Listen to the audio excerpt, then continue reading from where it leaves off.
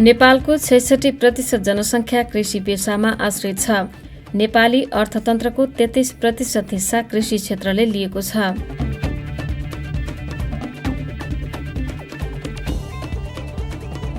देशको ठूलो जनसङ्ख्या कृषि पेसामा आश्रित रहे पनि खेतीपाती र पशुपालन गर्ने परम्परागत शैलीका कारण व्यावसायिक बन्न सकेको थिएन। तर पछिल्लो समय कृषि पेसामा युवा पुस्ताको आकर्षण बढ्न थालिएता क्रमशः सुधारका सङ्केतहरू देखिन थालेका छन्।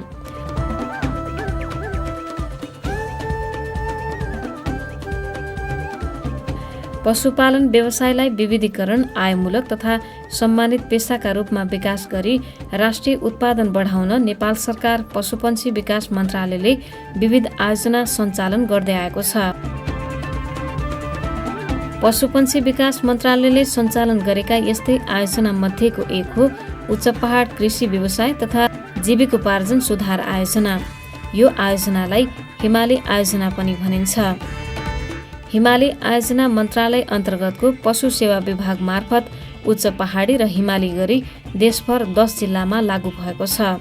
मन्त्रालय र एसियाली विकास बैंक एडीबीको आर्थिक अनुदान सहयोगमा सञ्चालित आयोजना उच्च पहाडी तथा हिमाली भेगमा पर्ने सङ्खुवासभा, सोलुखुम्बु, दोलखा, रसुवा, मनाङ, मुस्ताङ, डोल्पा, मुगु, हुम्ला र जुम्ला जिल्लामा लागू गरिएको छ।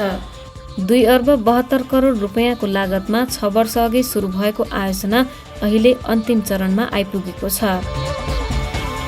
परम्परागत निर्वाहमुखी कृषि प्रणालीमा आश्रित कृषकहरूको आर्थिक अवस्था सुधार गर्ने र स्थानीय स्तरमा नै रोजगारीको अवसर सृजना गर्ने मुख्य उद्देश्यले आयोजना लागू गरिएको हो।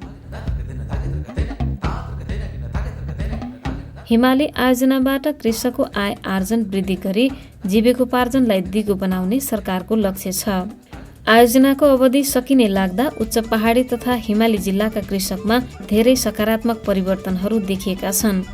आयोजनाले वर्षभरि दुःख गरेर 6 महिना खान नपुग्ने कृषकको जीवनस्तर उकास्न मुख्य भूमिका खेलेको छ। आयोजनाबाट विभिन्न उपआयोजना सुरु गर्न प्रदान गरिएको आर्थिक अनुदानले लाभान्वित कृषकको हैसियत र आत्मविश्वास बढाएको छ। पशुपन्छी विकास मन्त्रालय र एडीबीको संयुक्त लगानी रहेको हिमाली आयोजना लागू भएका 10 जिल्लामा सोलुखुम्बु जिल्ला पनि पर्दछ।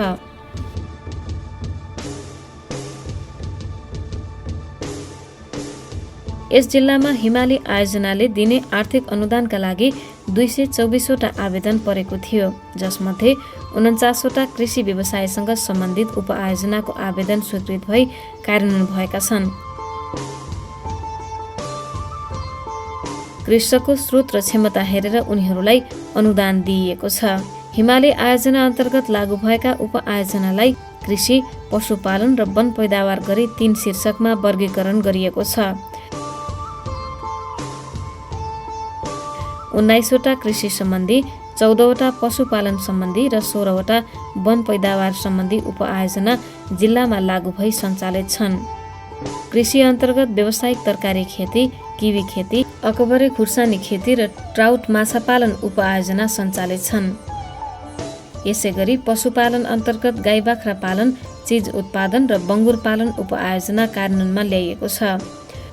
वन पैदावारमा नेपाली हाते कागज उत्पादन, चिराइतो र तसुवा लगायतका वनजन्य जडीबुटी उत्पादनका लागि कृषकलाई आर्थिक अनुदान दिइएको छ। यी सबै 49 वटै उपआयोजना लागू गरी कार्यान्वयन गर्न 4 करोड 40 लाख रुपैयाँ बराबरको अनुदान कृषकलाई हिमाली आयोजनाले दिएको छ। सोलुखुम्बु जिल्लामा लगानी भएको आर्थिक अनुदान लागू भई सञ्चालित आयोजनाले प्रतिफल दिन सुरु गरिसकेका छन्।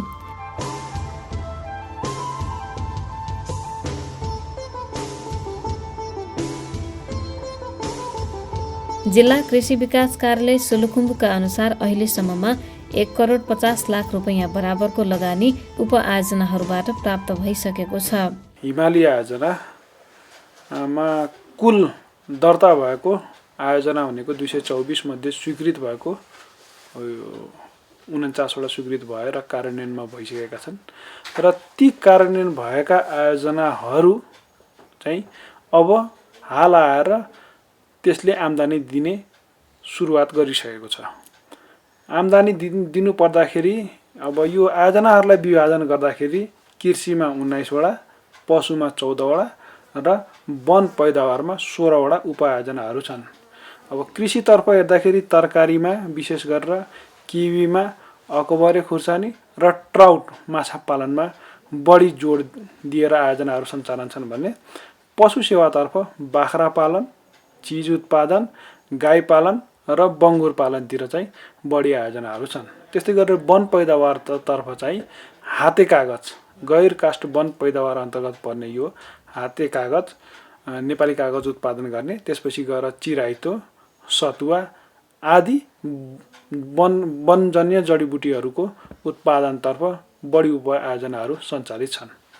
अहिले आएर सबै उपआयोजनाहरूले करिब आम्दानी दिन थालिसकेका छन् र व्यवसाय अनुसारको सरदर 50,000 देखि लिएर 1,50,000 मासिक आम्दानी चाहिँ उपआयोजनाहरू फरक उपआयोजनाहरूले आम्दानी गरिरहेका छन् र हालसम्म चाहिँ 1.5 करोड जतिको आम्दानी चाहिँ प्राप्त भइसकेको छ हामीलाई जानकारी प्राप्त भएको अनुसार।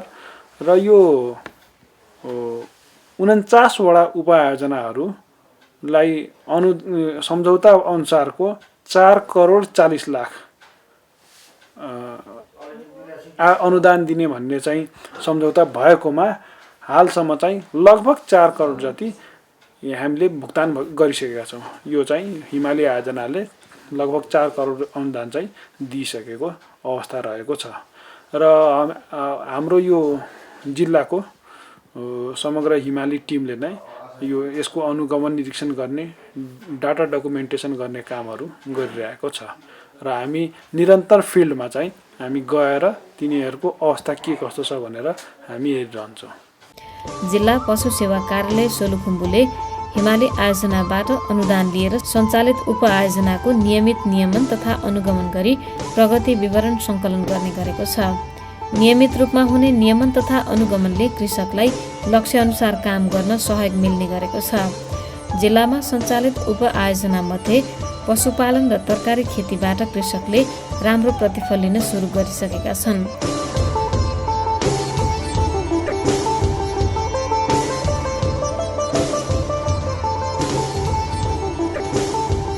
गाई बाख्रा पालन, बङ्गुर पालन र माछा पालनमा अनुदान पाउने कृषकको आम्दानी पनि राम्रो छ। छोटो समयमा राम्रो प्रतिफल प्राप्त हुँदा व्यवसाय बढाएर लैजान लाभान्वित कृषकलाई थप हौसला मिलेको छ।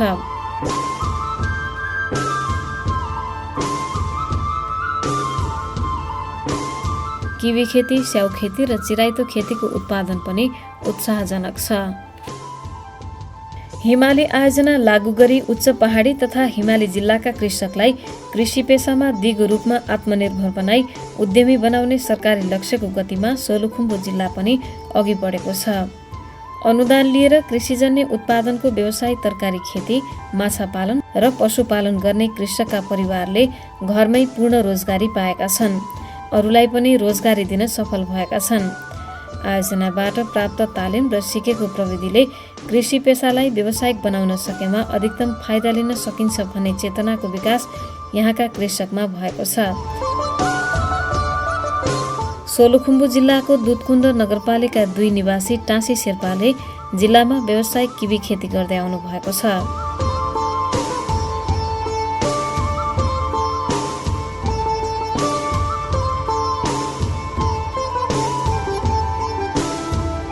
उहाँको किवी फार्ममा विभिन्न चरणमा गरेर 80 लाख रुपैयाँ बढीको लगानी भइसकेको छ। फार्ममा अहिले 1300वटा किवी फलको बिरुवा लगाइएको छ। शेर्पाले काम विस्तार गर्न हिमाली आयोजनाबाट 11 लाख रुपैयाँ आर्थिक अनुदान प्राप्त गर्नुभएको थियो। किवी अहिलेसम्म हाम्रो त्यस्तै 1300 जति बोट लगाइसकेको छु।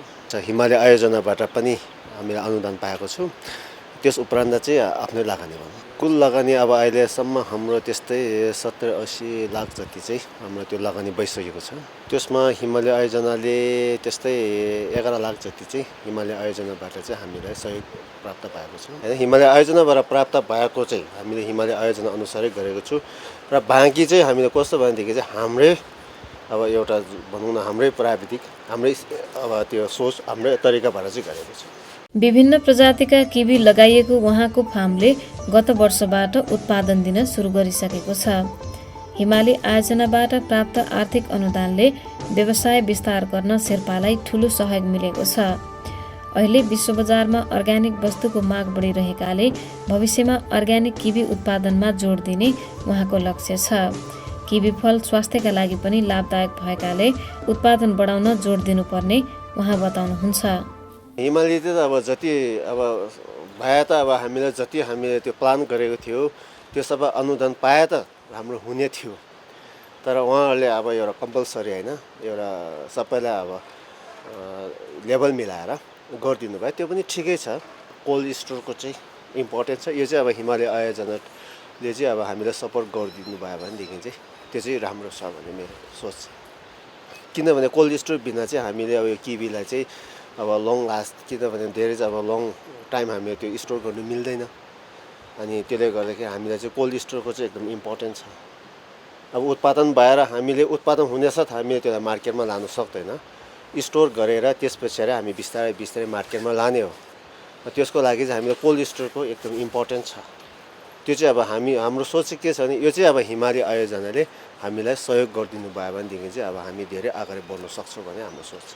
हामीले चाहिँ अब अर्ग्यानिक गरेपछि चाहिँ एउटा के भन्छ इन्भाइरोमेन्टलाई पनि राम्रो हुने भयो। त्यो अनुसारको अब स्वास्थ्य अब जुन जसले अब किवी खान्छ त्यो स्वास्थ्यको लागि पनि राम्रो हुने भयो।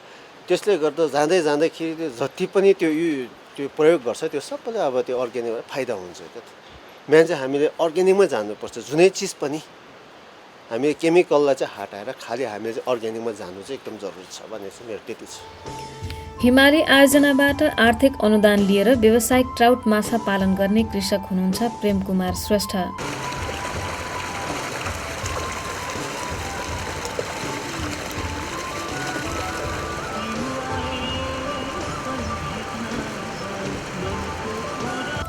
उहाँको व्यवसाय सुरु गर्न हिमाली आयोजनाले 34 लाख रुपैयाँ बराबरको आर्थिक अनुदान उहाँलाई प्रदान गरेको थियो। आर्थिक सहयोगमा चाहिँ अब उनीहरूले अब झन्डै 34 लाख जतिको सहयोग गरेछ। अनि हाम्रो पनि छ सहयोग लगानी त्यसमा। त्यो मेन चाहिँ उनीहरूले आर्थिक सहयोग गरेछ। अब बिचबिचमा अब प्राविधिकहरू आउनुहुन्छ, हेर्नुहुन्छ, सहयोग त छँदैछ। एकदम राम्रो छ। प्रोडक्सन चाहिँ अलिक कम भइरहेछ। पानी पनि अलिक चिसो छ यहाँको। अनि त्यो भएर चाहिँ अब यो बेच्नु लायक हुँदा नै झन्डै 1 वर्षभन्दा बढी लाग्छ कि। त्यो भएर बजार त राम्रै छ, ग्रोथ चाहिँ अलिक कम भइरहेछ। अहिले उहाँको माछा पालन व्यवसायले आम्दानी गर्न सुरु गरिसकेको छ।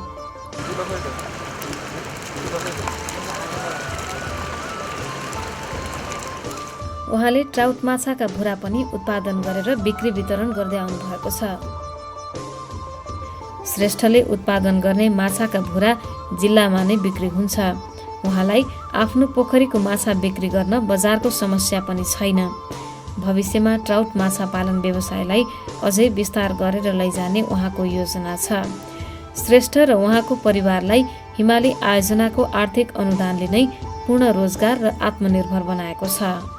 व्यवसाय अलिक फरक छ। यो अलि मेहनत गर्नुपर्छ, गाह्रो पनि छ। यो गर्नेलाई चाहिँ अब गर्दा राम्रो। यसको बजार राम्रो छ, पानी चिसो, यसको अब टेस्ट पनि छुट्टै छ।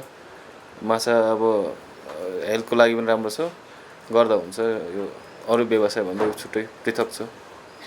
यसलाई अझै सुधार गरेर अझै बढाउने कोसिसमा छौँ। त्यसमा अब हिमालीले गर्न सक्छ भने ठिकै छ, सक्दैन भने नै अब सकेसम्म हामी नै गर्छौँ भन्ने चाहिँ हाम्रो सोच हो।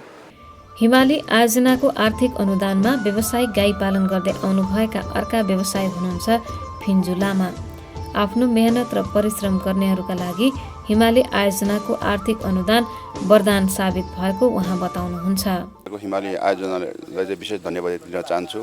हामी यस्तो एउटा चाहिँ श्रम गरी खाने कृषकको लागि यो आयोजनाले हामीलाई निकै जीविका उपार्जनमा सहयोगी भूमिका खेल्नु भएको छ। विशेष तपाईँको 2300 मिटर उचाइभन्दा माथि पर्न कारणले गर्दाखेरि डालेघाँस चाहिँ त्यति राम्रो हुँदैन ठाउँमा।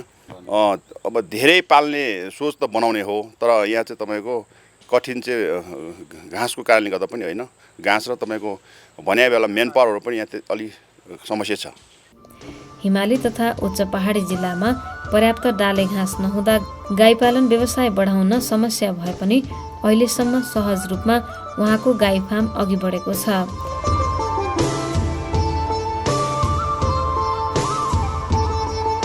गाई पालन गर्दा उत्पादन हुने प्राङ्गारिक मल प्रयोग गरेर अर्ग्यानिक तरकारी खेती पनि गर्दै आउनु भएको छ। बजारमा अर्ग्यानिक तरकारीको माग बढिरहेकाले यो व्यवसायलाई पनि बढाएर लैजाने लामाको योजना छ। मलको कारणले गर्दा पनि मैले चाहिँ आफ्नो खेतीपातीलाई चाहिँ अलिकति बढाउन पाएको छु र साथै गाईबस्तुको चरी घाँसे बालीहरू पनि राम्रै फस्टाएको छ।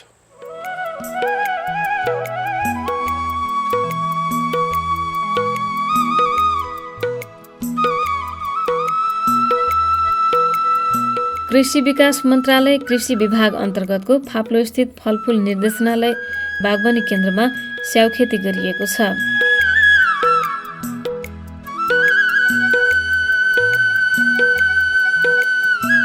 निर्देशनालयका प्राविधिकले हिमाली आयोजनाबाट आर्थिक अनुदान लिएर स्याउ खेती सुरु गरेका हुन्।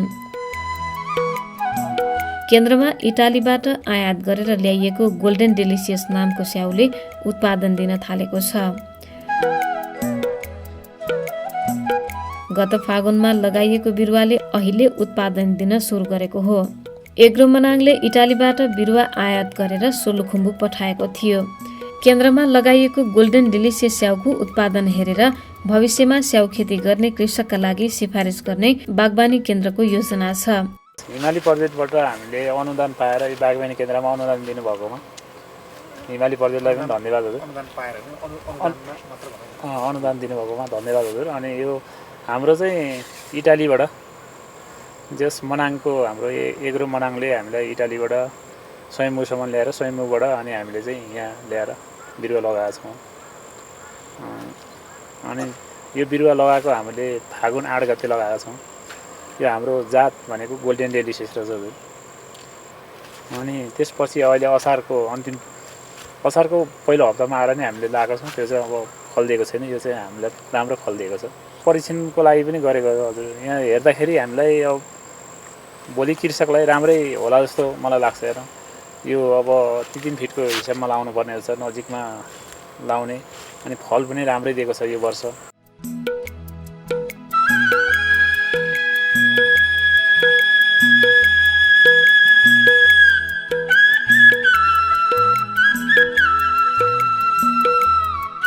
यसरी सोलुखुम्बुमा हिमाली आयोजनाबाट आर्थिक अनुदान लिएर सञ्चालित उपआयोजनाले उत्पादन दिइरहेका छन्। उहाँहरू आयोजनाको अनुदान सहयोगमा व्यवसाय बढाएर लैजान सफल केही प्रतिनिधि व्यवसायिक हुनुहुन्छ। विश्वको सर्वोच्च शिखर सगरमाथा अवस्थित सोलुखुम्बु जिल्ला पर्यटनमा अग्रस्थानमा छ, तर कृषिजन्य उत्पादनमा त्यति अगाडि आउन सकेको छैन। हिमाली जिल्ला भएकाले र भौगोलिक विकटताका कारण पनि यहाँ कृषिजन्य उत्पादन कम हुन्छ। तर हिमाली भेग सुहाउँदो हावापानी अनुसारको किवी खेती, स्याउ खेती, चौरी पालन, जडीबुटी उत्पादन लगायतका क्षेत्रमा लगानी गर्न सकेमा राम्रो प्रतिफल पाउन सकिने देखिन्छ।